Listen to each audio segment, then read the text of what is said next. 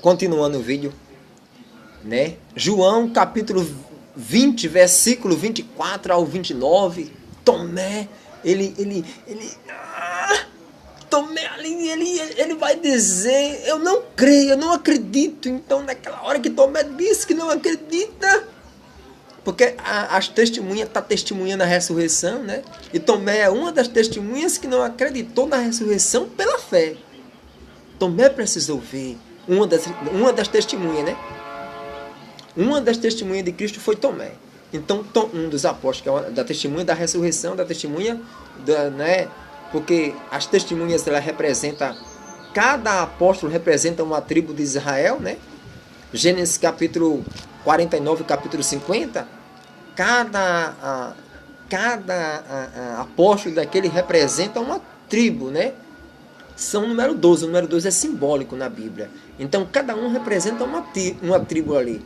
Aí os 12 representam a ressurreição de Cristo, porque cada um representa uma tribo, porque é um príncipe, né? Um príncipe. Judá é um príncipe, José é um príncipe.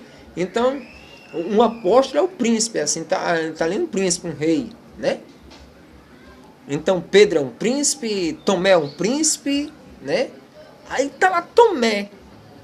Tomé representando uma das testemunhas, mas Tomé, ele vai representar aquelas pessoas que só crê vendo. Eu mesmo, eu acho que eu tenho um pouco de Tomé. Eu acho que eu tenho um pouquinho de Pedro, tenho um pouquinho de Tomé. Você poderia dizer assim, alguém tem um pouquinho, será que algum apóstolo tem um pouquinho de Judas, irmão?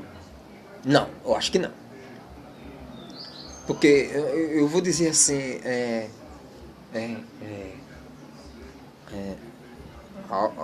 será que tem um pouquinho de Judas? Premeditou, porque foi premeditação, né, irmão? Uma coisa é você negar. Às vezes a pessoa quer comparar a negação de Pedro com a traição de Judas. É muito diferente, irmão. Tá muito longe. Essa meditação está longe demais, porque negar é uma coisa e você trair é outra. Né? Negar. Qual foi o motivo de Pedro negar Jesus? E qual foi o motivo de Judas trair Jesus? Né? Qual foi o motivo de Satanás, o demônio, o diabo, ele trair Deus? Ele cobiçar o trono de Deus. Então há uma diferença da traição, uma traição premeditada. Você premeditou para trair uma pessoa, né? Você verdadeiramente planejou em trair ela. Ela tanto confiou em você. Então veja, aí e uma negação, negação é uma coisa. Então está muito longe a negação da traição, né? Essa pregação, essa comparação que às vezes eu já ouvi algumas pregações de algum pregador, né? Pregando a palavra, às vezes ele chegou, eu já ouvi, ele já chegou até a comparar a traição de Judas com a... Não, mas está muito longe, irmão, a traição da negação. E aqui, Tomé, eu posso ter, você pode ter, a gente pode ter tudo, os defeitos dos apóstolos. Mas, porque Judas ele está representando Satanás, o diabo, o demônio. Jesus fala, né? Judas também fala, lá no livro dele, que ele escreveu lá num capítulo, só tem um capítulo aqui na Bíblia. Mas Judas fala, está lá escrito. Então, continuando aqui a mensagem dessa meditação da parábola do reino, a gente vai compreender a parábola do reino no versículo, né? No versículo 18 ao versículo 23. Olha, querido, que coisa linda. Mateus capítulo 13, versículo do 18 ao 23. 18 ao 23. A gente vai compreender essa palavra, querido. Olha, que Jesus vai explicar. Está explicando para mim e para você nessa manhã. Você que é ovelhinha, você que é, né, escuta a voz do bom pastor. E que diz assim: ouça, portanto, o que a parábola, né, a parábola do semeador quer dizer. Ouça o que é que a parábola do semeador quer dizer. todo aquele que ouve a palavra do reino e não compreende, é como a semente que caiu à beira do caminho. Vem o maligno e rouba o que foi semeado no coração dele, né? Que está no versículo 3, né? No versículo 3,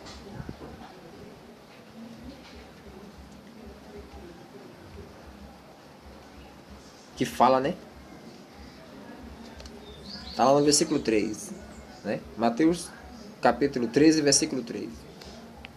Aí vem para o versículo 18. Ouça, portanto, o que a parábola do semeador quer dizer. Todo aquele que ouve a palavra do reino e não compreende, é como uma semente que caiu à beira do caminho. Vem o maligno e rouba o que foi semeado no coração dele. Veja, a semente foi semeada no coração dele. Eu vou dar 3 exemplos de semeação. Eu vou dar 3 exemplos para essa pessoa que está ouvindo. E ela está na beira do caminho. É aí que eu quero chegar à explicação de Yuri. Yuri, explicando, ele dizia assim para mim: Cícero, José, discípulo, ele me chama de discípulo. Discípulo, olha, significa que ele estava na beira do caminho. Ele não estava, né, no caminho que nem Paulo. Paulo estava, né, seguindo aqueles que seguiam, perseguindo aqueles que seguiam o caminho. Ele não estava, Cícero, o discípulo, ele não estava no caminho, ele estava na beira do caminho. Porque quem está no caminho é aquele que segue. E quem está na beira do caminho é aquele que só ouve, mas não compreende. Esse está na beira do caminho. Aqueles que estão ouvindo, mas eles não estão entendendo, esses estão na beira do caminho. Porque ele está ouvindo, mas ele não ouve. Ou seja, ele está ouvindo, melhor dizendo, peço perdão. Eles estão ouvindo, mas eles não compreendem, eles não entendem. Por quê? Porque o maligno vem e rouba o que foi semeado no coração dele. Porque o maligno vem roubar. Por exemplo, aí a palavra diz assim, não mate, né? Olha, não mate, porque lá no livro de Gênesis, no capítulo 9, está dizendo que o homem não pode derramar o sangue de outro homem. Isso serve para qualquer pessoa, sem Deus mandar. Se Deus não mandar você derramar o sangue do outro homem, se Ele não mandar, você não pode derramar. E está escrito no livro de Gênesis, no capítulo 9, que o homem não pode derramar o sangue de outro homem. Porque se ele derramar, ele vai dar conta do sangue dele. Então, esse homem está ouvindo essa palavra. Mas esse homem, ele não vai dar ouvido à palavra, ou seja, ele não vai compreender. O maligno vai dizer, olha, está na lei que pode matar. Mas ele não entendeu a explicação da lei. Né? Aí quando a gente vai entrar na lei, por que Deus mandou matar e o próprio Deus matou? A limpar, tirar o mal. Por que Deus mandou o dilúvio? Por que Deus mandou, né, fazer tal coisa? Porque Deus é Deus. Deus, ele pode dar e pode tirar. Porque só Deus pode devolver a vida. Só Deus pode ir no passado, só Deus pode ir no futuro, só Deus pode estar no presente, em todo lugar. Então, como está lá em 1 Samuel, capítulo 2, versículo 6. Deus, ele tem o poder de dar a morte, tem o poder de dar a vida. Quando Deus, ele manda, ele se responsabiliza. Mas se eu tirar a vida de alguém, se você tirar a minha vida, se eu tirar a sua vida, você acha que eu tenho condições de dar a sua vida de volta? Porque está lá no livro de Gênesis, no capítulo 4, que não poderia matar Caim. Deus colocou um selo nele como castigo se alguém matasse ele. Não foi como matar.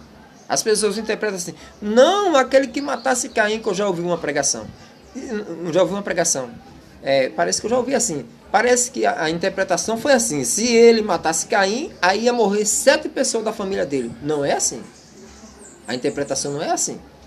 A interpretação é que se alguém matasse Caim, ia ser castigado. Por quê? Porque Caim não morreu quando matou Abel, mas Deus colocou um sinal nele e castigou ele, mas não matou.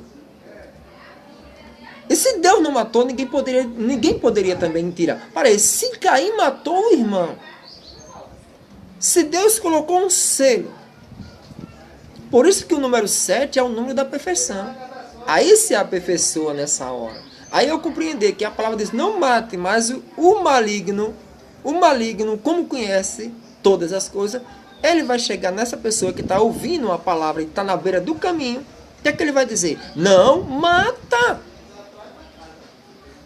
Ele vai usar até a palavra de Deus, o maligno vai usar até a palavra de Deus para esse irmão que está na beira do caminho, para ele usar a palavra de Deus para ele matar o próximo. Ele vai usar até a palavra de Deus.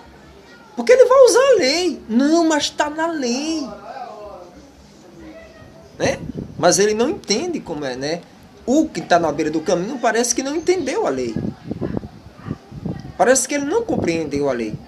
Aí eu vou falar mais outras, eu vou falar 3 sobre, né, sobre esse jovem e essa jovem, sobre esse adolescente, sobre essa adolescente, sobre, né, essa criança. A criança nem tanto, mas o adolescente. Mas a criança vai crescendo, ela vai compreendendo. Né? O maligno também, né? Mas o adolescente, sobre esse adolescente, sobre essa adolescente, sobre esse jovem, sobre essa jovem, sobre esse homem, sobre essa mulher, sobre esse ancião, sobre esse velhinho, sobre essa velhinha, que ele não está compreendendo a parábola do reino. Ele está ouvindo, mas ele não está compreendendo. Ou seja, ele está ouvindo, mas o maligno vem e roubou a semente do coração dele. Porque ele não está entendendo que não pode matar. Eu não posso derramar sangue humano. Porque o sangue humano é o sangue que, na verdade, na terra, é o sangue que você tem mais que cuidar. É a vida humana. Porque o solo eu não posso poluir o ar. Né? O sol, ou seja, o ar eu não posso poluí-lo. Para que ele não fique poluído, senão eu vou ter um ar, eu vou respirar, você vai respirar poluição. Então o ar a gente não pode poluir. A gente não pode sujar as águas do mar, dos rios. Nós não podemos, na verdade, matar a nossa alma, o nosso espírito. Não podemos deixar ele irritado e nem matar a nossa alma. Então tudo isso a gente não pode. A gente não pode blasfemar contra o templo do Espírito Santo, que é o corpo da gente. Tudo está na palavra. Então tudo isso a gente vai aprendendo. Mas você vai explicando àquele que está na beira do caminho, mas ele não vai entendendo isso aí. Nós não podemos, né, na verdade, fazer tais coisas, maltratar os animais, acabar com as florestas. Nada disso a gente pode fazer, porque a gente vai aprendendo e colocando em prática, porque a gente vai entendendo. Mas o que está na beira do caminho, ele não está entendendo. O maligno vai roubar a palavra que foi semeada no coração dele. E falando em matar, ele vai matar, porque ele não entendeu. Essa foi a semente que caiu à beira do caminho. Outra coisa, também a terceira coisa, eu falei do poluir o ar. Agora também eu vou falar né, que uma das palavras que não posso adorar outra coisa a não ser Deus. Eu não posso adorar outro Deus a não ser o próprio Deus. Êxodo capítulo 20. Onde a palavra de Deus proíbe a gente adorar o sol, adorar a lua, adorar as estrelas, adorar a si mesma, adorar anjos. A gente não pode adorar imagem de escultura. Não podemos nem adorar e nem amar. Não podemos adorar nada que esteja no mundo, ou se não amar nada que tenha no mundo. A não ser o mandamento de Deus, que é amar a Deus acima de todas as coisas, com o teu coração, com a tua alma, com o teu espírito, e amar o teu próximo como a ti mesmo, que é o segundo mandamento. Êxodo capítulo 20, Mateus capítulo 22 e 1 João capítulo 2. Então a gente está ouvindo, mas aquele que está na beira do caminho, ele não vai entender, porque o inimigo vem e rouba essa palavra do coração dele. Aí ele vai adorar a lua, adora o sol, adora as estrelas, se adora homem, adora mulher, adora anjo, adora imagem. Por quê? Porque ele está na beira do caminho, ele não compreendeu a palavra, como está lá em Romanos capítulo 1, né? Mas eles conhecendo a Deus não adoraram a Deus, preferiram a criatura em vez do Criador. Então tá aí as três, né? Quem está na beira do caminho.